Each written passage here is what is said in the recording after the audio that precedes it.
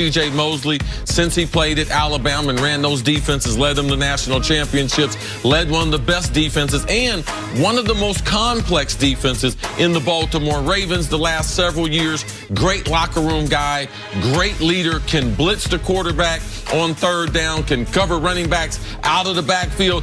Jets fans, you should be happy what you're getting. And 6 hours ago, before we knew they'd gotten C.J. Mosley, you thought the Jets had made one of the best deals of free agency already with Anthony Barr, right? Yes, because the versatility, especially playing a 34 defense, he can play all four of those linebacker spots. Yeah, he's a phenomenal athlete. So now you've got a legit pass rusher outside linebacker in Anthony Barr, maybe the best inside linebacker in football, or certainly one of the best. That's how the Jets are trying to build it. Yeah, you got to pay a premium, but the Ravens wanted to keep him. They just couldn't match the dollars. This is a free agency move where you're paying at the top of the market, but you're getting a player at the top of his position. So I don't mind it at all. I like this move by the Jets. All right, finally, Nick Foles is a backup no longer, officially getting his own team and his own big payday. Foles will quarterback the Jacksonville Jaguars next season. He'll reportedly sign a 4-year, $88 million deal with up to $50 million guaranteed.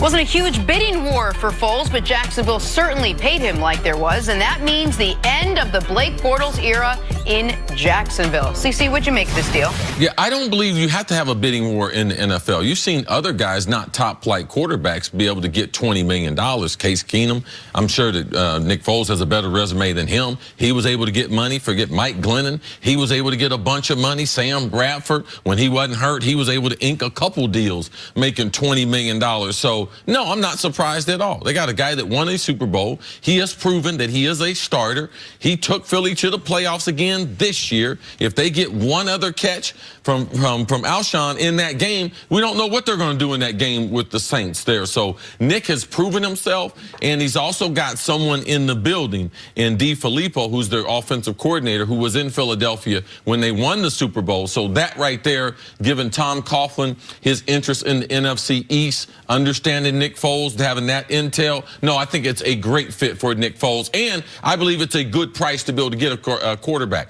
like Nick Foles at. You obviously had to move on from Blake Bortles.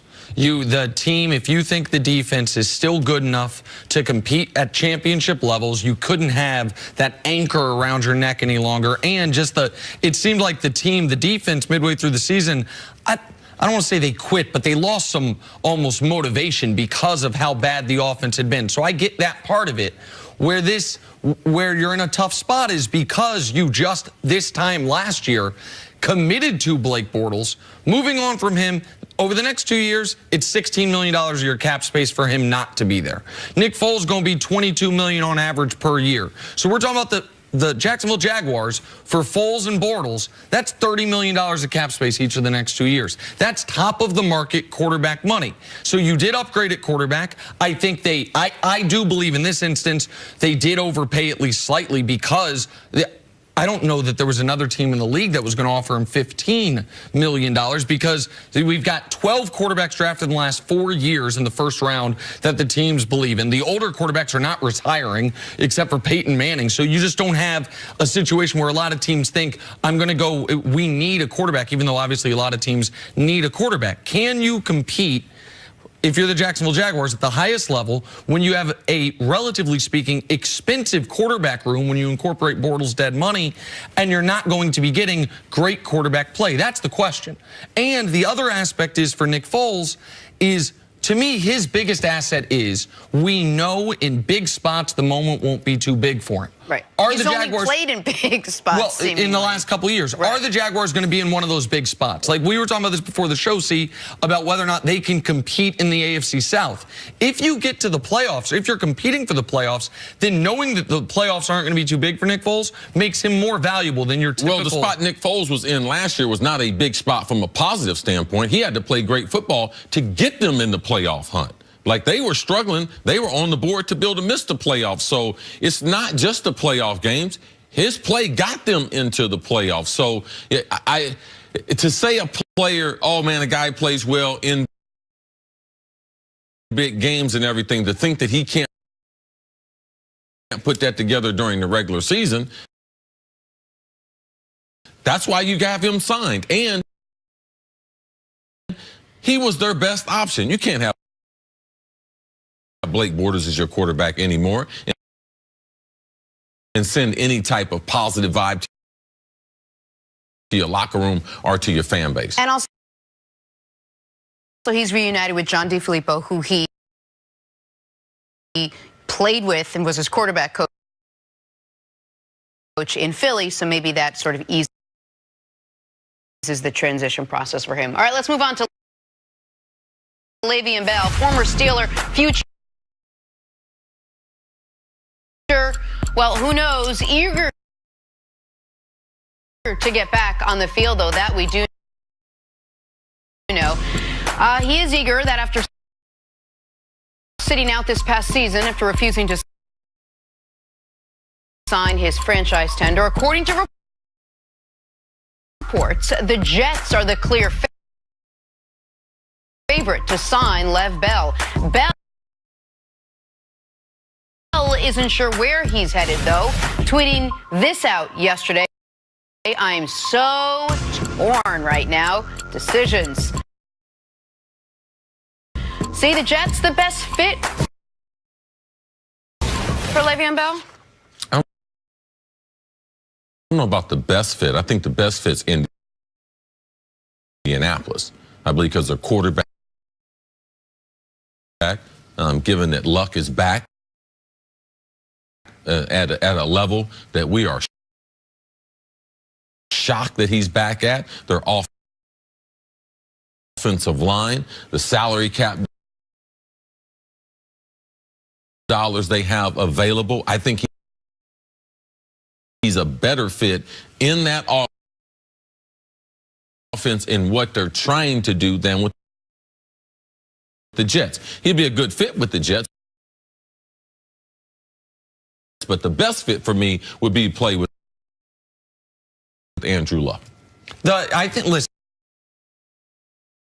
Andrew Luck and the Colts, there are two best options to me, pretty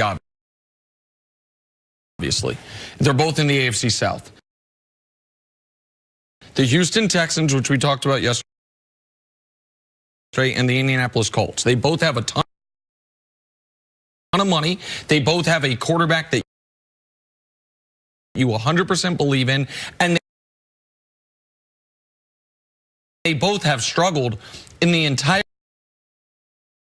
era of the head coach for the Texans, and in Luck's really entire career, to have a consistent rushing attack. The Colts in the last 5 years have not ranked higher than 20th in the NFL in rushing. The Texans have gone somewhere between 8th to 15th, and that's with getting the last couple years rushing yards or last year from their quarterback. They drafted Alfred Blue. It didn't work out. They signed Lamar Miller. That hasn't worked out. Now, I understand for the Texans, people are going to say, you need to spend more money on the offensive line. You need to go. Man, I looked at the offensive linemen that were signing yesterday. There are not enough offensive linemen to go around in the league right now. If you want to upgrade your offensive line, you're going to have to do that through the draft. So I think Le'Veon has made it clear he's going to go where the money is. And I do not begrudge him that at all. This is going to be, I would imagine, his last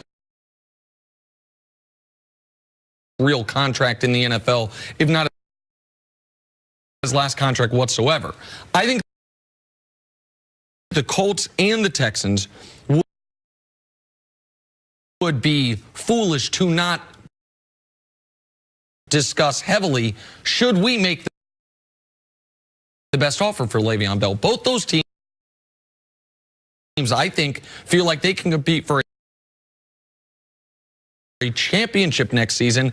And on the offensive side of the ball, their running game has been the weakest part of their game